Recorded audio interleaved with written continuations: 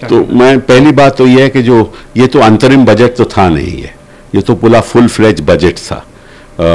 और हर सरकार जो चुनी हुई सरकार होती है उसको हक होता है कि 5 साल वो अपना बजट पेश करें, लेकिन ये तो छठा बजट था और छठा बजट का मतलब इलेक्टेड सरकार को बजट पेश करना है, लेकिन उन्होंने एक अंतरिम बजट कहकर एक पूरा बजट पेश कर दिया।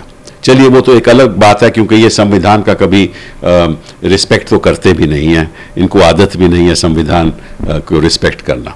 चलिए उस बात को छोड़िए। जहाँ तक अब 6,000 रुपये का सवाल है जो किसान को मिलेगा, तो मैं इनसे पूछना चाहता हूँ कि 6,000 रुपये का मतलब क्या हुआ? 500 रुपया माह, हाँ, हर महीने 500 रुपया और प्रतिदिन 17 रुपया, which is less than the minimum wage.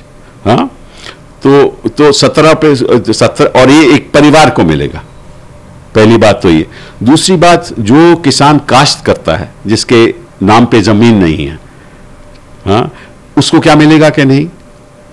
कहां से उसका ब्यौरा करेंगे, क्या पता करेंगे किस किसान को मिलेगा? इनके पास कोई आंकड़े हैं या नहीं कि कितने किसान हैं जिनको ये मिलना चाहिए?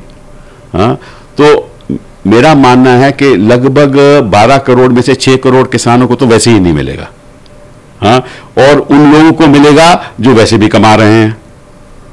और ये स्कीम आप अगर आप तेलंगाना की स्कीम देखिए, तेलंगाना में इसी किसान को 2 सीजन्स में, हर सीजन में 4,000 रुपया पर एकड़ मिलना था। तो अगर 5 एकड़ हो जमीन तो उसको 20,000 रुपया एक सीजन में मिलेगा और 20,000 रुपया दूसरे सीजन में मिलेगा, मतलब 40,000 रुपया।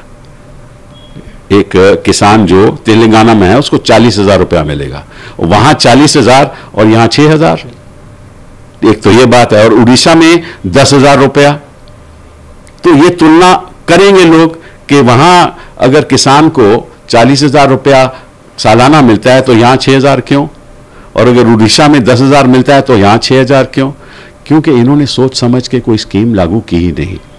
और जो बाकी 6 करोड़ किसान छूट जाएंगे उनकी इनको लगेगी।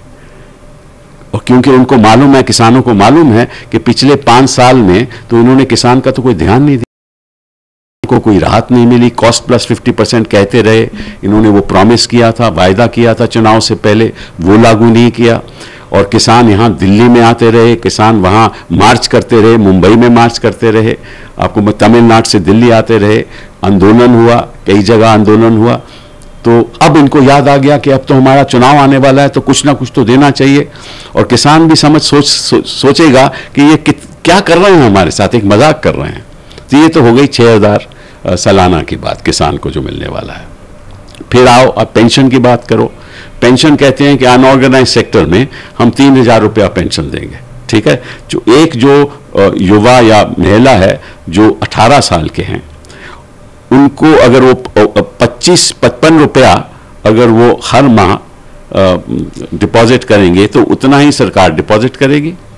और साथ साथ में उसको 42 साल के बाद 3,000 रुपया महीना मिलेगा। और अगर वो युवा या महिला 29 साल की है और वो 100 रुपया कॉन्ट्रीब्यूट करेंगे और सरकार भी कॉन्ट्रीब्यूट करेगी 100 रुपया, तो उसको 31 साल के बाद 3,000 रुपया मिलेगा। अब 42 साल के बाद की बढ़ाने की के मतलब के जो 5 लाख रुपया कमी सालाना कमाता है उसको 12,500 रुपया माह का फायदा होगा।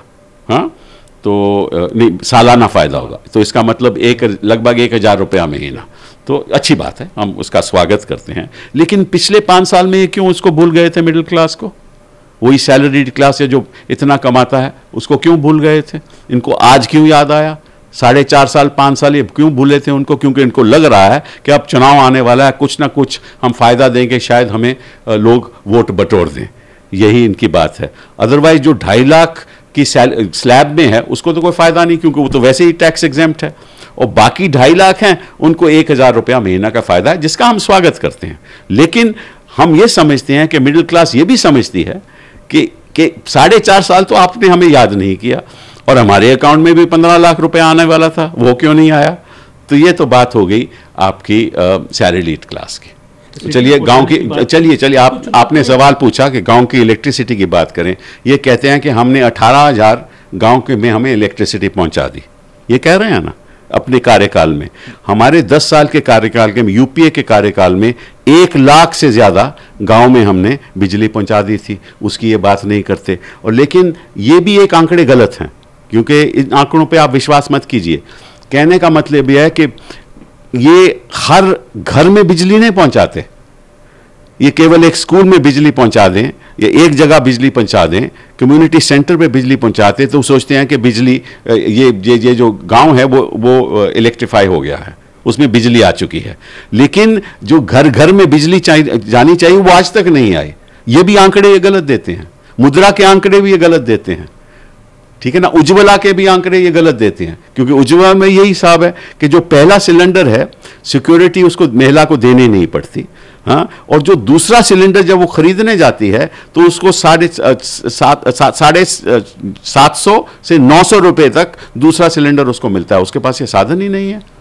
तो ये उज्ज्वला की स्कीम भी अगर आप जमीन में जाकर देखो तो आपको पता चलेगा कि वो भी ये आंकड़े हमेशा गलत बताते हैं। आपको मालूम ही है कि कल भी इस पे विवाद उठा कि जो एनएसएसओ के आंकड़े हैं, इन्होंने कहा कि वो सरकार उसको अप्रूव करेगी। कहाँ है वो लिखा हुआ कि सरकार अप्रूव करेगी? वो तो संविधान में कहीं नहीं लिखा, कहीं ये तो इंडिपेंडेंट ऑर्गेनाइजेशन है। तो जब अनएम्प्लॉयमेंट इतना बढ़ चुका है और उसकी इन्होंने बात नहीं की अपने बजट में, ना अनएम्प्लॉयमेंट की बात की, ना उन्होंने शिक्षा के बारे में बात की, ना कोई जो जिससे देश के में ताकत पैदा होती है ताकि आगे जाकर हमारे युवा लोगों को अच्छी शिक्षा मिलेगी तो आगे जाकर वो खुद कमा पाएंगे। और यहाँ तो केवल पकौड़ानॉमिक्स चल रहा है, इकोनॉमिक्स का तो इनको मालूम नहीं। तो प्रधानमंत्री कह रहे हैं कि ये देश के विकास के लिए तो ट्रेलर है। भाई 5 साल तो ट्रेलर ही तो चल रहा था, ये 5 साल ट्रेलर तो चल रहा था। हम तो देखना चाहते हैं कि फिल्म कब आएगी। फिल्म तो हम रोज टीवी पे मुख्यमंत्री का प्रधानमंत्री जी का मुखड़ा देखते हैं, असली फिल्म तो वो है, बाकी पीछे तो सब ट्रेलर ही हैं।